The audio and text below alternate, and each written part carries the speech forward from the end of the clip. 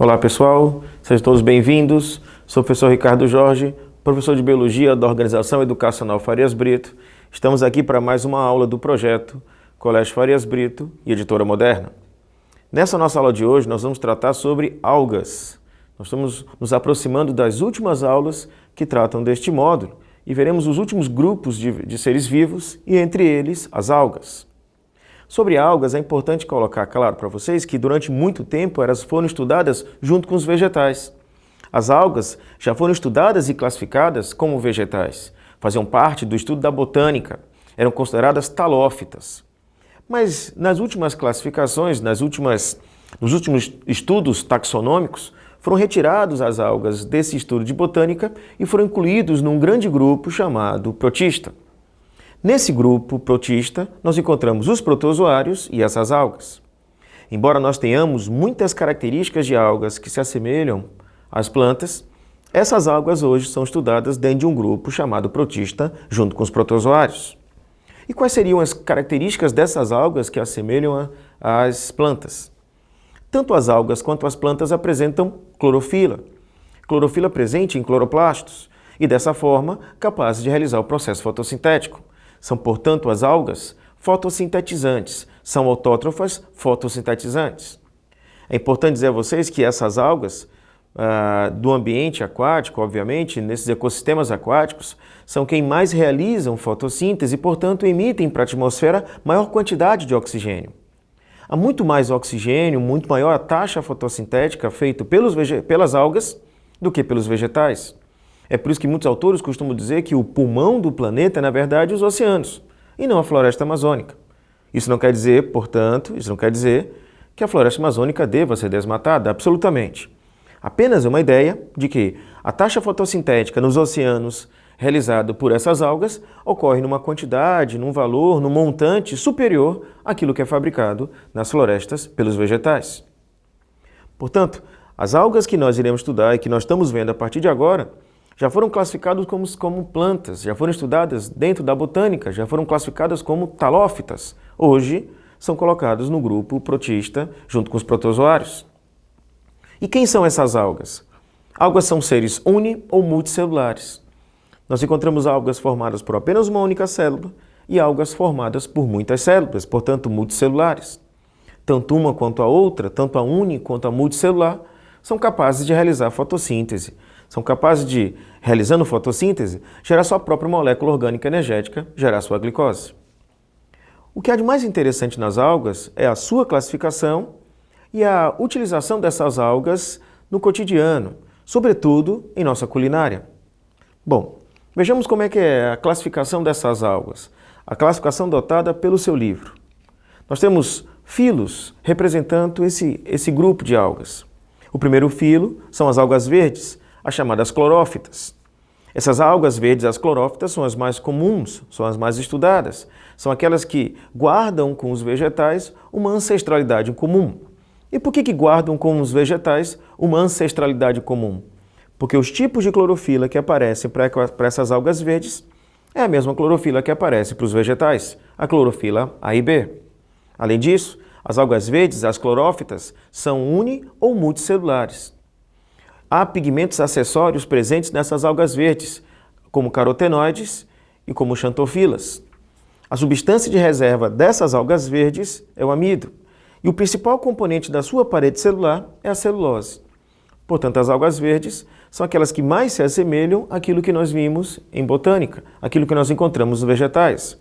Repito, esse grupo de algas e todas as demais já foram estudadas juntos com os vegetais. Hoje não mais. Hoje nós colocamos as algas em estudos com protozoários. O segundo grupo de algas que nós vamos estudar são as algas pardas, também chamadas de algas marrons.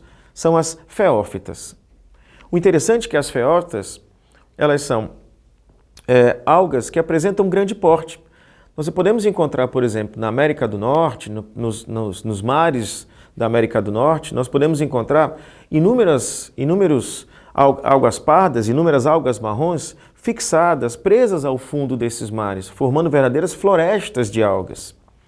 Quais são as características dessas algas pardas? Todas elas são multicelulares. E, portanto, a condição de ser multicelular, de apresentar várias células, permite que essas algas tenham um grande porte. Como eu disse, essas algas que aparecem no Mar do Norte, lá na América do Norte, formando verdadeiras florestas no fundo desses mares. As clorofilas que aparecem nessas algas pardas são as clorofilas A e C. Há pigmentos acessórios, assim como as algas verdes, que são os carotenoides, e uma novidade chamada fucoxantina. Essas algas pardas, elas apresentam uma constituição oleosa, porque boa parte da sua reserva energética é feita de lipídios, de óleos. E a parede celular, além de apresentar celulose, aparece a algina.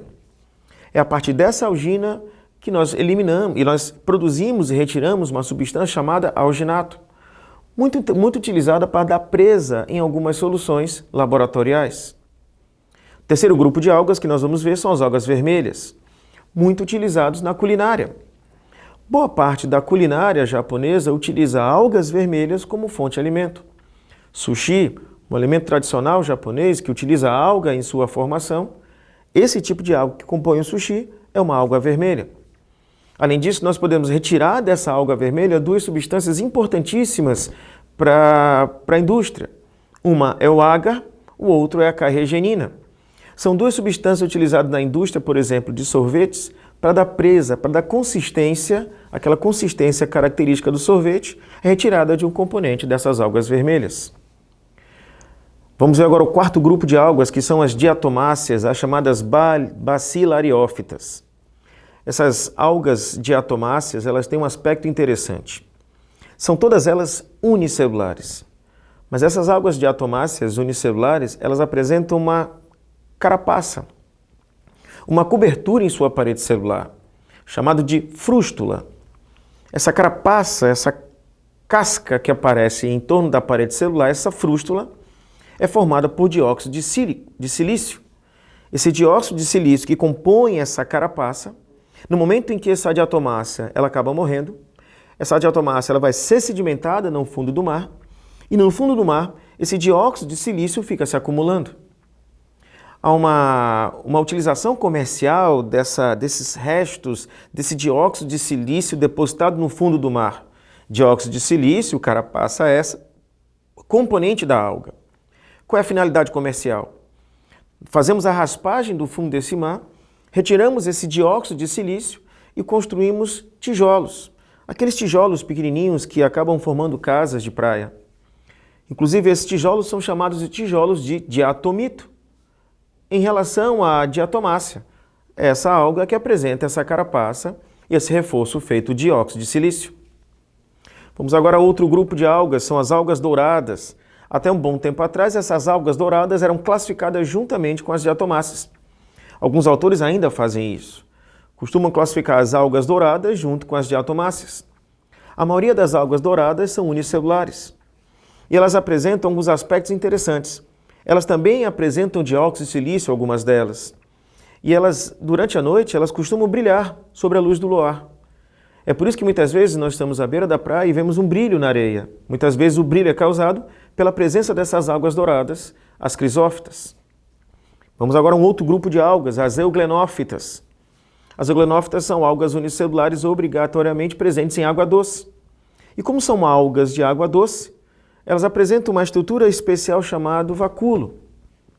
Esse vacúolo é responsável pelo recebimento de água, e à medida que a água vai entrando no corpo dessa euglenófita, ela vai colocando para fora de volta essa água, porque se ela não fizesse isso, certamente a água que penetraria em grande quantidade no corpo dela causaria uma ruptura.